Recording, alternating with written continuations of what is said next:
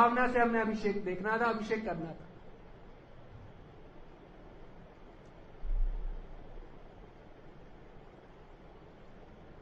आपने देखा होगा पहले पंचगव्य से अभिषेक होता है, मैंने सांकेतिक किया था पहले। वो क्या था? महाऔषधि से पहले अभिषेक होता है गोलोक में, तो इसलिए हमने महाऔषधि का सांकेतिक अभिषेक किया। देखने में सब एक ही कार्य कर रहे हैं, वही शंख है, वही सब कुछ है, तो आप कहां हैं? You are where your heart is. आप वहां हो जहां आपका हृदय है। तो आप अगस्त सेन भर में हो ही नहीं, आप सीधा गोलोक में हो। अच्छा, अब राधा कृष्ण के दर्शन जो हैं, सारी मंजियां के एक जैसी होती हैं? हमने बताया सखाओं में भेद होते हैं। हमने क्या बताया आपको? सखियों में भेद होते हैं। अब हम आपको बताएंगे मंजरियों में भी भेद होते हैं। कई मंजरियां होती है बहुत मृदु स्वभाव, धीरा मृदु, बहुत सॉफ्ट होती है, बहुत सॉफ्ट होती है, डांटती नहीं किसी को, कुछ प्रेम से राधा कृष्ण से बात करती है। तो सारी मंजरियां ऐसे नहीं होती। कई होती है प्रगल्भा, होती है वामा, होती है धीरा अधीरा, कभी गरम कभी नरम। कई होती है बिल्कुल वामा, बिल्कुल प्रगल्भा, एकदम डांट करने वाली। तो गुरुदेव जब हमें सिद्ध प्रणाली देते हैं दीक्षा के बाद, तो उसमें हमारा नित्य भाव भी बताते हैं कि आपका ये नित्य भाव है जिससे आपका राधा कृष्ण से संबंध है। तो जब आप दर्शन भी कर रहे हो राधा कृष्ण के मंगला आरती में, तो आपको आपका भाव याद होना चाहिए, आपको अभी गुरु मंजरी का भाव याद होना चाहिए। किशोरी जी से आपका क्या संबंध है? श्यामा शाम को क्यों दर्शन कर रहे हो? उस समय आपकी क्या सेवा है? आप दर्शन करने से पहले क्या सेवा करी आपने? उसके बाद क्या करोगे?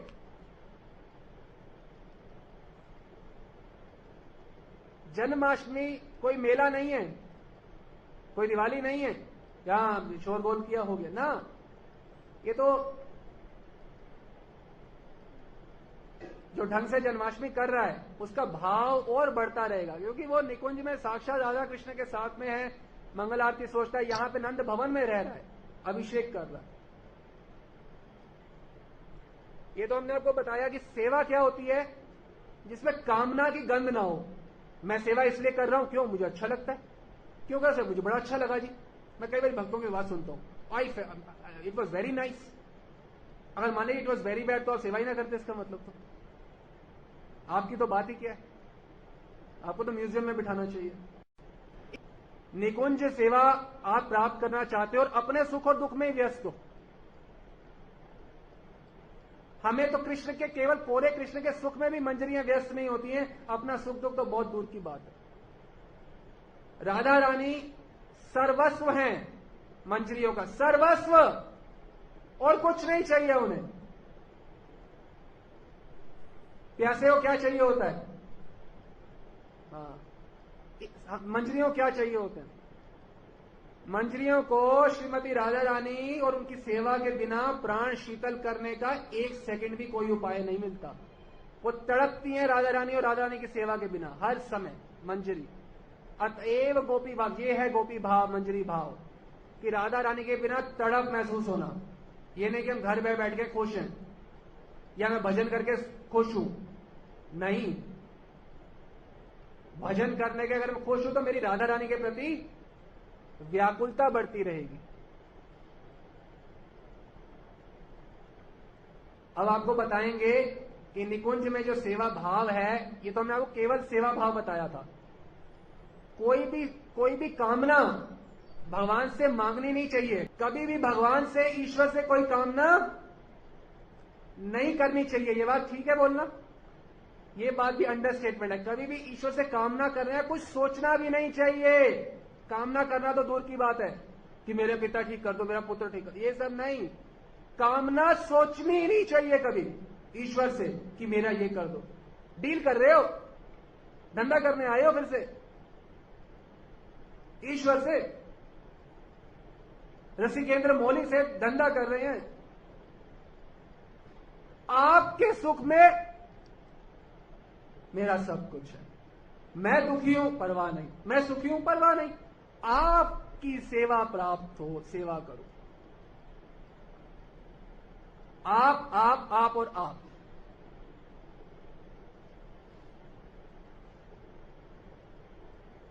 ये मजाक का विषय नहीं है भक्ति को हम समझ लेते हैं।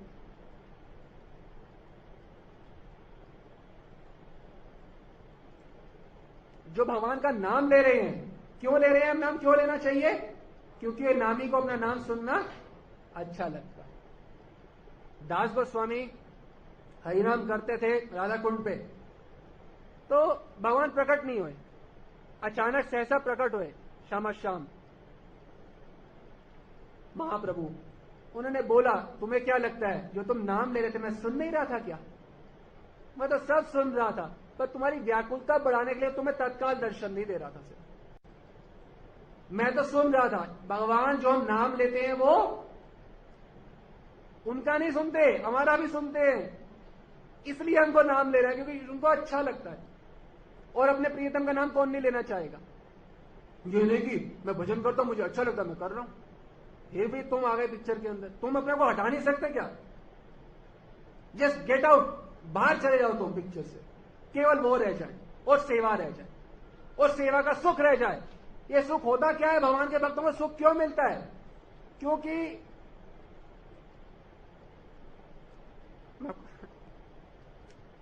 आपको मंजरी का सुख बताते, धीरे धीरे समझ आएंगी चीजें।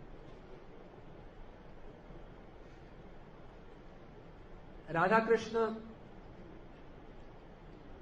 निकुंज में हैं, केली शैया पुष्प शैया पे हैं। और आज की क्या आज की क्या लीला है?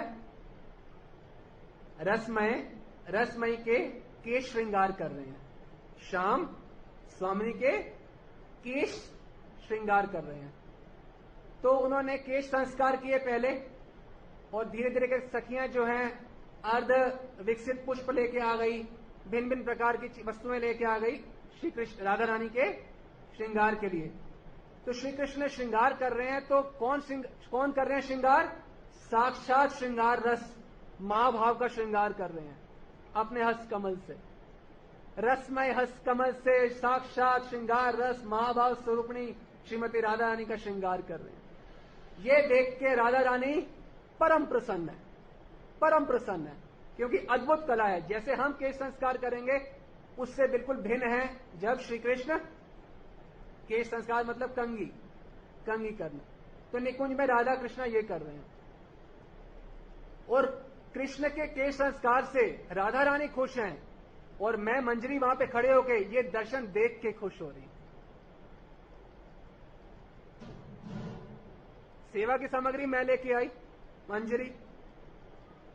रसमय ने श्रृंगार किया, रसमयी का श्रृंगार किया। वो दोनों तृप्त हुए, परितृप्त हुए, और ये दर्शन मैंने किया, और इससे मैं पूर्ण तरह से तृप्त हो गई। ये होती है सेवा, निष्कलंक, निष्पाप, सफेद चादर, कामना रहित।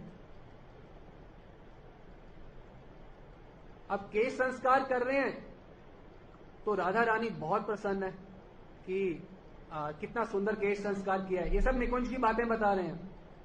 तो उन्हें सोचा इतना सुंदर केश संस्कार किया है, क्यों ना इनको मैं कुछ इनाम दे दूं। तो उन्होंने प्रेम से आलिंगन चुंबन इत्यादि करा, इनाम दिया। तो उससे श्री कृष्ण क्या हो गए? अप्रकृत हो गए, मतलब कि उनमें अष्ट सात्विक विकार आ गए। तो जैसे विकार आ गए, हाथ पांव कांपना शुरू हो गए, तो सारा श्रृंगार जो किया था वो खराब हो गया। मैं आपको सारी लीलाएं क्यों सुना रहा हूं? क्योंकि इसमें आपका रोल बहुत इंपॉर्टेंट है। आपको सेवा कैसे करनी है ये सीखना है। अतएव गोपी भाव करी अंगीकार, रात्रि दिने करे राधा कृष्ण सेवन। जब समझोगे नहीं तो सेवा कैसे करोगे? अब श्रृंगार हुआ और इनाम मिला और सब गड़बड़ हो गई फिर से जैसे पहले थी। तो अब राधा रानी क्या कर रही है? नीला पुष्प लेके कृष्ण का ताड़न भर्सन कर रही है, उनका मजाक उड़ा रही है, उनको डांट रही है, प्रेममयी डांट कर रही है।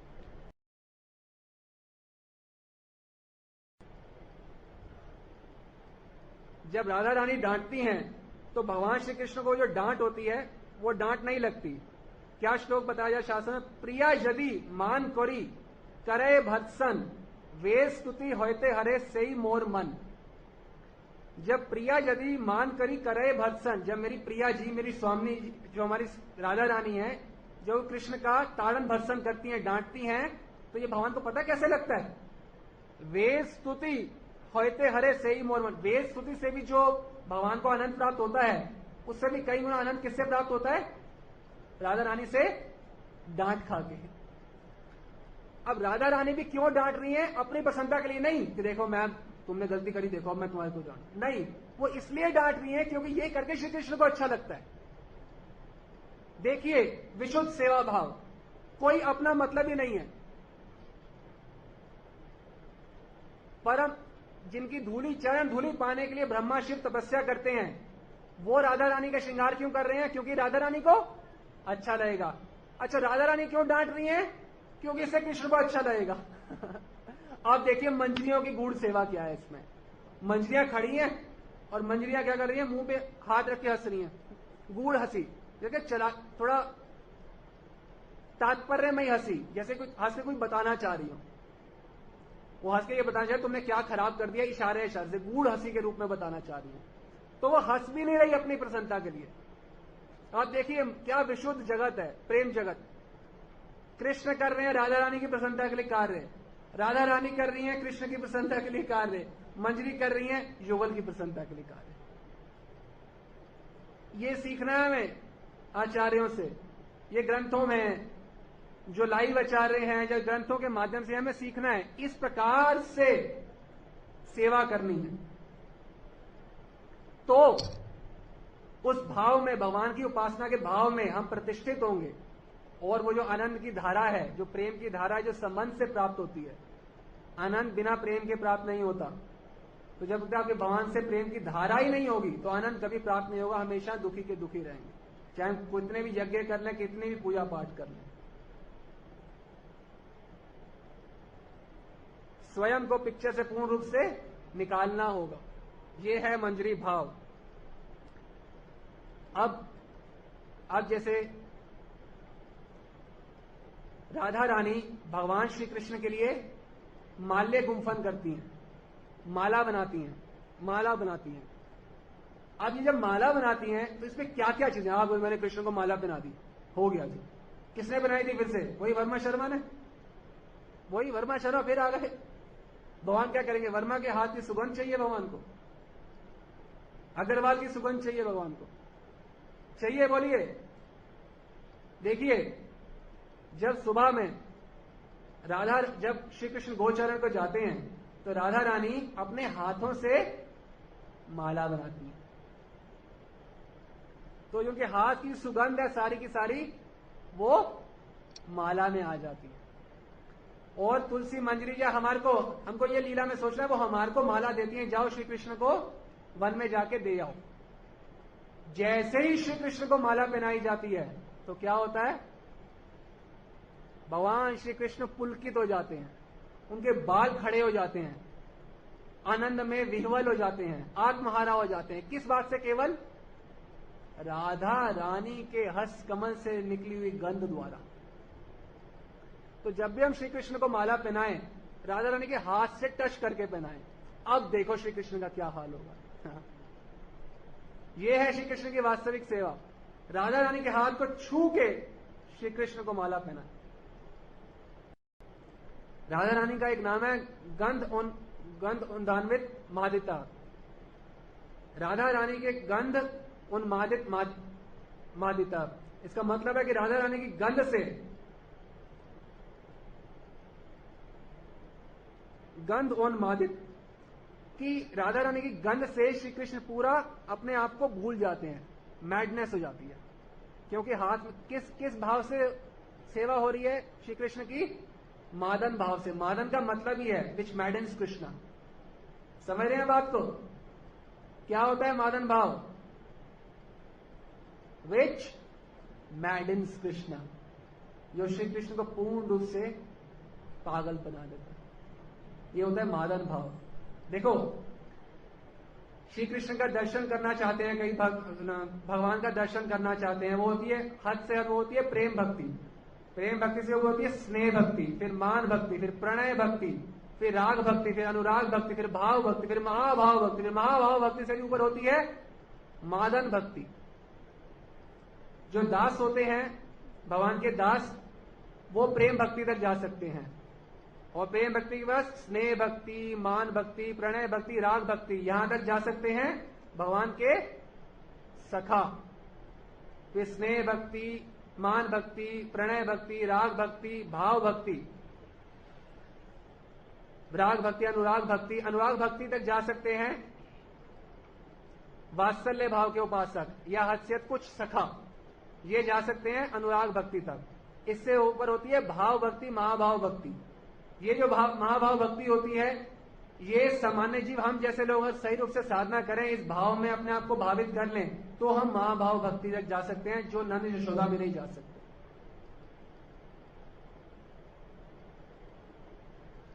और इससे ऊपर होती है मादन भक्ति, सबसे सर्वश्रेष्ठ। स्नेह भक्ति से ऊपर मान भक्ति, मान भक्ति से ऊपर प्रणय भक्ति, इस प्रकार से। उसी प्रकार से दास्य भाव से ऊपर साख्य भाव, सखा भक्त से ऊंचा भाव कौन सा है? वात्सल्य भाव। और वात्सल्य भाव से उच्चतम भाव कौन सा है? मधुर भाव। मधुर भाव में भी अलग अलग खंड है, सखी भाव और मंजरी भाव। सबसे ऊंचा क्या है? मंजरी भाव। यही मंजरी भाव हमें भगवान श्री गौरंग महाप्रभु देने आए हैं, मादन भक्ति रस आस्वादन करवाने आए हैं। मादन भक्ति जो केवल राधा रानी उस आनंद का आस्वादन करती हैं, वो आस्वादन एक बद्ध जीव को श्री गौरंग महाप्रभु की कृपा से प्राप्त हो सकता है। यहां तो भक्त साधक अपने सुख दुख को लेके ही मरे जाते हैं। हाय मेरा सुख, हाय मैं दुखी हूं, हाय मैं ये नहीं कर सकता, मैं वो नहीं कर, मैं और मैं ही मैं। बस करनी है राधा कृष्ण की प्राप्ति, कसम खाइए कि नहीं करनी। कसम खाइए कि कम से कम वो तो ये सेकंड लास्ट बर्थ होगा, कम से कम कि ये लास्ट बर्थ तो मैं नहीं होने दूंगा अपना।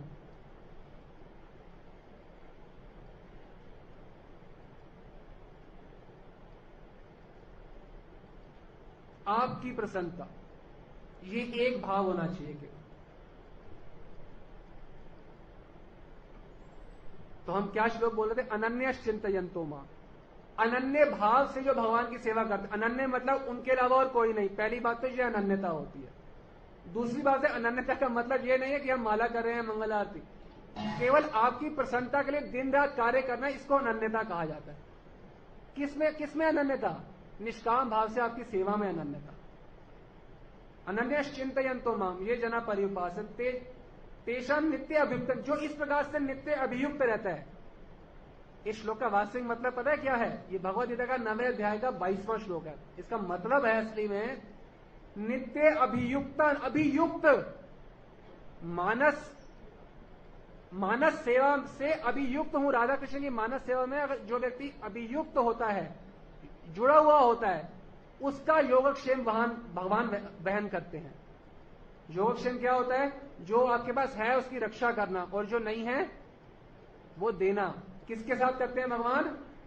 जो नित्य राधा कृष्ण की सेवा में, राधा कृष्ण के सुख में अपना सुख मानता है, उसका योगक्षेम वहन करते हैं भगवान, कि जो तुम्हारे पास है उसकी रक्षा, और जो नहीं है वो भी देना। सेवा में अपना सुख ना रहे। कोई चीज करनी है वो अपने सुख के लिए ना हो, और कोई चीज नहीं करनी वो भी अपने सुख के लिए ना हो। अब आप अर्जुन को देखिए, अर्जुन को क्या बोला भगवान ने? करोड़ों लोगों का मर्डर कर दे, यही बोला था। उसने कर दिया ना। पहले क्या बोलता था? मैं नहीं लड़ूंगा, मुझे दुख होगा, मेरा ये हो जाएगा, वो हो जाएगा। फिर बच्चों वाली बातें वहां नहीं। और अपने सुख दुख को भूल जा, क्या याद रख, तो करोड़ों लोगों को मार दिया। ठीक है, उसी प्रकार से लीला के अंदर ये तो हुआ इस जगत में रहकर सेवा किस प्रकार करनी है, किसी प्रकार का सोचना नहीं चाहिए साधक को। आप सुखी हो ना, गुरु, हे गुरुदेव आप सुख हो, हे भगवान आप सुखी हो, तो बस मैं कोई भी हद पार करने को तैयार हूं। जब तक ये नहीं करेंगे तो भगवान की या गुरु की कृपा कभी प्राप्ति नहीं होगी।